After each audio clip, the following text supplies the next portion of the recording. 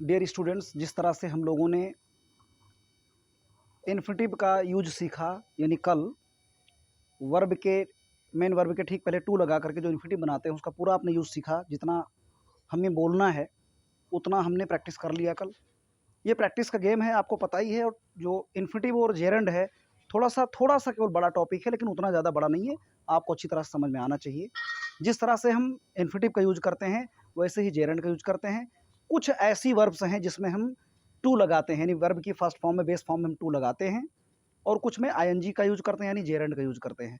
तो अभी थोड़ा एग्जांपल समझ लेते हैं। कुछ एग्जांपल्स के बाद में देखते हैं कौन कौन सी वर्ब में हम लोग टू का यूज करते हैं मेन वर्ब की फर्स्ट फॉर्म से पहले, और किन किन वर्ब्स में हम आईएनजी का यूज करते हैं।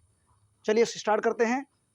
जिस तरह मैंने बताया था आपको कि आपका जो इन्फिनिटिव है क्या क्या काम करता है, वैसे ही आपका जेरेंड भी काम करेगा।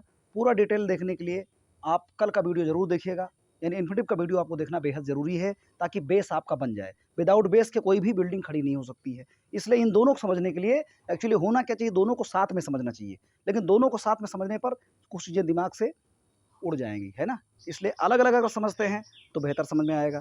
तो कुछ ऐसी वर्ब देखिए आज भी लिया है। जिस तरह से टू हमने लगाया था, बोला था आई लव टू गो, मुझे जाना पसंद है, या आई लाइक टू गो। अब इसको हम लोग आई लव गोइंग या आई लाइक गोइंग भी कर सकते हैं, यानी लव और लाइक वर्ब में आईएनजी का यूज भी कर सकते हैं, यानी जेरेंड का यूज भी कर सकते हैं, और इन्फिनिटिव का यूज भी कर सकते हैं। वर्ब की फर्स्ट फॉर्म में हम टू लगा सकते हैं पहले। तो देखिए ये जेरेंड है, इसमें मतलब क्या निकलेगा, ना नी ने। हिंदी में क्या मतलब निकलेगा, ना नी ने। सीइंग इज बिलीविंग, देखना ही विश्वास करना है।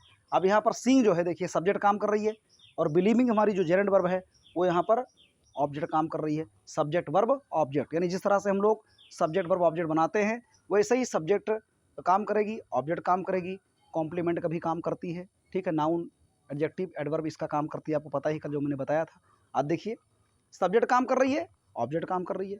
Sing is my hobby, singing is my hobby, I am sorry, singing is my hobby, यानी गायन करना ही मेरा शौक है। ठीक है, गाना ही मेरा शौक है। तो सिंगिंग गाना जो आपका वो सब्जेक्ट रूप में काम कर रहा है, वर्ब के ठीक पहले है देखिए यहाँ पर।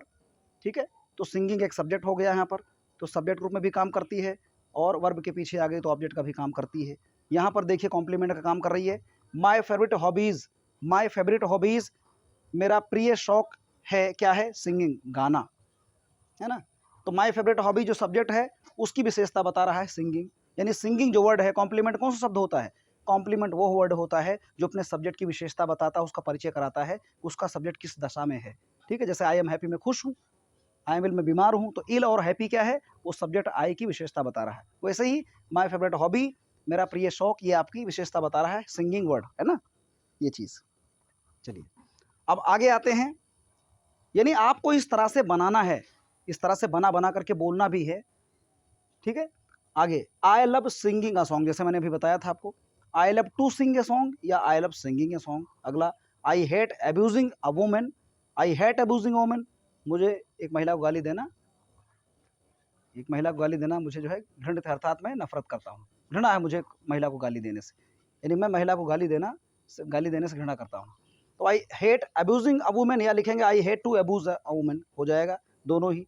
तो ये बेस था कि जिस तरह से हम लोग बोलने में कुछ वर्ब यूज करते हैं, क्योंकि स्पोकन इंग्लिश में क्या होता है, बहुत डेप्थ में जाकर गुरु जी बनने की जरूरत नहीं है। ठीक है, हर कोई आपको यही बताएगा कि आपको जितना ज़रूरी है उतना बोलना आना चाहिए, और स्पोकन में थोड़ा मोड़ा गलत अगर भी हो जाता तो भी चलता है, लेकिन कुछ चीज़ें ज़रूरी हैं, ताकि आप न्यूज़पेपर वगैरह पढ़ें, मान लीजिए समाचार पेपर पढ़ते हैं, कोई मैगज़ीन पढ़ते हैं, तो उनमें पूरी कोशिश मेरी होनी चाहिए कि हमें कम से कम शुद्ध इंग्लिश बोलना ज़रूर आना चाहिए, यानी ग्रामर का हमें हेल्प लेना आवश्यक है अच्छी अंग्रेजी बोलने के लिए। देखिए प्रेपोजिशन के बाद आईएनजी यूज होगा, अगर प्रेपोजिशन है सेंटेंस में तो आईएनजी यूज होना चाहिए, टू नहीं यूज होना चाहिए। देखिए I am use to getting there, ये एग्जाम्पल मैंने कल के वीडियो में दिया था, आपको पता होगा।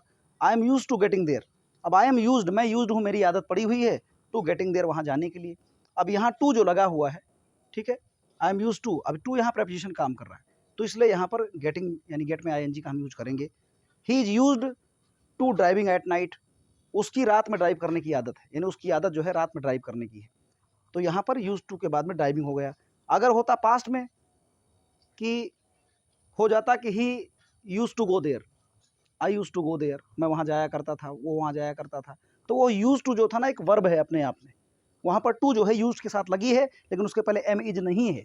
यहाँ पर एम इज है, देखिए एक हेल्पिंग वर्ब लगी हुई है, आई एम यूज्ड, तो इसलिए यहाँ पर ये टू जो है आपका प्रेपोजिशन है, तो उसके बाद में आईएनजी का यूज हम करेंगे ही करेंगे। इस तरह देखिए एक सेंटेंस में गलती नहीं करना, अगर इस तरह सेंटेंस बनाएंगे तो गलत माना जाएगा। कैसे माना जाएगा? इट्स स्टार्टिंग, जैसे आप बोलते हैं इट्स रेनिंग, वर्षा हो रही है, इट्स रेनिंग, वर्षा हो रही है, तो इट्स स्टार्टिंग माने शुरू हो रही है, इट्स स्टार्टिंग क्या रेनिंग, तो इट्स स्टार्टिंग रेनिंग, ये गलत है। आपको इस तरह से लिखना चाहिए या बोलना चाहिए it's starting to rain, it's starting to rain, वर्षा होनी शुरू हो रही है, वर्षा होनी शुरू हो रही है। तो इस तरह से आपको करना है, ये गलतियां नहीं करनी इस तरह की, बहुत बारीकी से ध्यान देंगे आप। तो आगे देखिए कुछ यहाँ पर फ्रेज हैं, जिन फ्रेज के साथ में 101% क्या आता है आपका, वो जेरंड ही आता है। देखिए it's no use, it's no use का मतलब होता है कोई फायदा नहीं, मतलब बेकार है। It's no use crying now, अब रोने से कोई फायदा नहीं है। It's no use crying now, यानी इसके बाद में हमको क्या करना है, इट्स नो यूज के बाद क्या करना है, जेरंड का यूज करना है। It's no use to cry नहीं लिखना है, यानी इन्फिनिटिव का यूज नहीं करना है। It's no good worrying about him, उसके बारे में चिंता करने की, अब उसके बारे में चिंता करने का कोई मतलब नहीं है ना। इट्स नो गुड, कोई मतलब नहीं है, कोई फायदा नहीं है। इट्स नो गुड मीन्स कोई फायदा नहीं है। वरिंग अबाउट हिम, उसके बारे में चिंता करने का, उसके बारे में चिंता करने की से कोई फायदा नहीं है। तो it's no good to worry नहीं करना है आपको, इट्स नो गुड वरिंग करना है। तो ये फ्रेज है it's no use, it's no good. अगला देखिए देयर इज नो पॉइंट, मतलब कोई मतलब नहीं बनता है। देयर इज नो पॉइंट का मतलब होता है कोई मतलब ही नहीं होता है ना।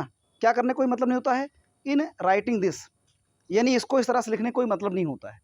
तो देयर इज नो पॉइंट के बाद भी हम लोग जेरंड का यूज करेंगे। अगला देखिए ऐसी कुछ वर्ड हैं जिनके साथ हम यूज करते हैं प्रैक्टिस में। ये देखिए प्रैक्टिस और एक्सपीरियंस का गेम है। प्रैक्टिस जैसे जैसे करेंगे वैसे वैसे आपको आदत बन जाएगी कि हाँ भाई हमको जो है कहाँ पर आईएनजी का यूज करना है, कहाँ पर टू का यूज करना है। आई वॉज बिजी, जैसे बिजी के साथ में विद होता है, आई was busy with watching video, मैं वीडियो देखने में व्यस्त था। तो वहाँ पर मैं के लिए आप लोग आई वॉज बिजी इन नहीं करते हैं, बल्कि आई वॉज बिजी करते हैं। उसी तरह से आई वॉज बिजी वॉचिंग हो जाएगा। आई was busy watching my Bollywood channel, मैं बॉलीवुड चैनल देखने में बिजी था। इस तरह से आप कोई भी सेंटेंस बना सकते हैं। बिजी के साथ में सीधा सीधा जेरंड हो जाएगा। क्या करने में आप बिजी थे, आई वॉज बिजी ये करने में आईएनजी लगा दिया। I was busy doing some odd work, में कुछ उल्टा सीधा काम करने में बिजी था। अगला देखिए आई हैव डिफिकल्टी, मुझे परेशानी हो रही है, मुझे परेशानी है। I have difficulty learning English, मुझे अंग्रेजी सीखने में परेशानी है। तो आई हैव डिफिकल्टी बाद में भी आप आईएनजी का यूज कर सकते हैं। ये रहे डेली यूज सेंटेंस में यूज होने वाले कुछ स्टाइल, यानी कुछ शैली, कुछ टाइप्स जो हम लोग यूज करते हैं। क्योंकि हमको स्पीकिंग करना है तो इनका बेहद ध्यान देना ज़रूरी है। ठीक है, तो कोशिश करिए कि इनको इसी लहजे में आपको पढ़ना है और इस तरह से तैयार करना है। ये बहुत ज़्यादा इंपॉर्टेंट सेंटेंस है, उस तरह के फ्रेज हैं जो हमें डेली यूज सेंटेंस में फ़ायदा करता है। कुछ ऐसी वर्ब्स हैं जो स्पोकन में या राइटिंग में बेहद ज़रूरी होती हैं। अगर आप कॉम्पिटिटिव एग्ज़ाम की तैयारी कर रहे हैं उसमें भी इम्पोर्टेंट है कि किन के साथ में जेरंड आएगा, किन के साथ में इन्फिनिटिव आएगा। तो देखिए एन्जॉय, एन्जॉय के साथ में आपको आईएनजी लगाना है। I enjoy watching this video, मैं इस वीडियो को देखने में एन्जॉय करता हूँ, यानी मुझे एन्जॉय आता है, आनंद आता है मुझे इस वीडियो को देखने में आनंद आता है। आई एन्जॉय स्विमिंग, मुझे स्विमिंग करने में आनंद आता है। ठीक है, इस तरह से। स्केप, ही स्केप्ड, है ना। स्केप के साथ भी आपको आईएनजी का यूज करना है। मान लो आप बच निकले, स्केप मैंने बच निकलना होता है। ठीक है, आगे एडमिट है, ही एडमिटेड गोइंग देयर, वहाँ जाना उसने एडमिट कर लिया, हाँ भाई वहाँ वो जाएगा। इस तरह बहुत सारी चीज़ें हैं। He avoid doing this work, he avoid doing this work, वो ये काम करने से अवॉइड करता है, परहेज करता है। तो ऐसे बहुत सारे वर्ब हैं जिनके साथ आप आईएनजी का यूज करेंगे। Enjoy, escape, admit, avoid, finish, suggest, mind, deny, miss, help, है ना, प्रैक्टिस, इमेजिन, रिकमेंड, पोस्टपोन, इनके साथ में आप जेरंड का यूज करेंगे बेहतर होगा। ठीक है, अच्छा माना जाएगा, इनका यूज अच्छा माना जाता है। ऑफर, अब यहाँ पर देखिए इन्फिनिटिव का यूज हम लोग करेंगे।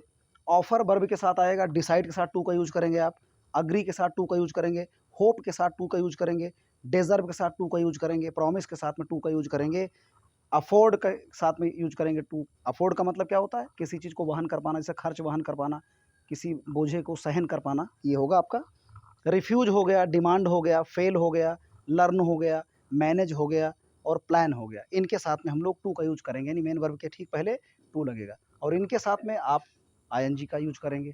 तो ये कुछ वर्ब हैं जो अच्छी अंग्रेजी बोलने के लिए, अच्छी अंग्रेजी लिखने के लिए बहुत ज़रूरी मानी जाती हैं। दोनों में डिफरेंस बहुत आवश्यक है कि कब हम इन वर्ब के पहले टू लगा करके इन्फिनिटिव बनाते हैं और कब इन वर्ब के अंत में आईएनजी लगा करके जेरेंड बना देते हैं, मतलब तो सेम होगा। तो इसलिए इन दोनों वीडियोज़ को, यानी आज जो बना है इसे और ठीक इसके पहले वाला, दोनों को ज़रूर देखना एक साथ ज़रूरी है। अगर दोनों देखेंगे तो काफ़ी आपको नॉलेज मिलेगा।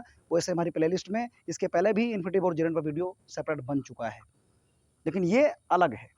अब कल के वीडियो में दोस्तों ध्यान दीजिएगा, हमने 16 प्रकार की वर्ब्स पढ़ ली हैं। अब ये टू हैव पर हम लोग 8 तरह से पढ़ेंगे कि किस तरह से टू हैव का यूज हम लोग 8 तरह से करते हैं। ये 24 वर्ब्स पढ़ने के बाद में आपकी बेसिक इंग्लिश में काफ़ी पकड़ बन जाएगी। फिर मॉडल वर्ब का यूज हम लोग करेंगे और कुछ विशेष वर्ब का यूज करके बेहतरीन सेंटेंस बना सकते हैं। मुझे उम्मीद है वीडियो आपको बहुत पसंद आया होगा। पसंद आया तो प्लीज़ लाइक करें, नए हैं तो प्लीज़ चैनल को सब्सक्राइब करें और इसे शेयर भी जरूर करें। Thank you so much for watching this video guys. Have a nice day.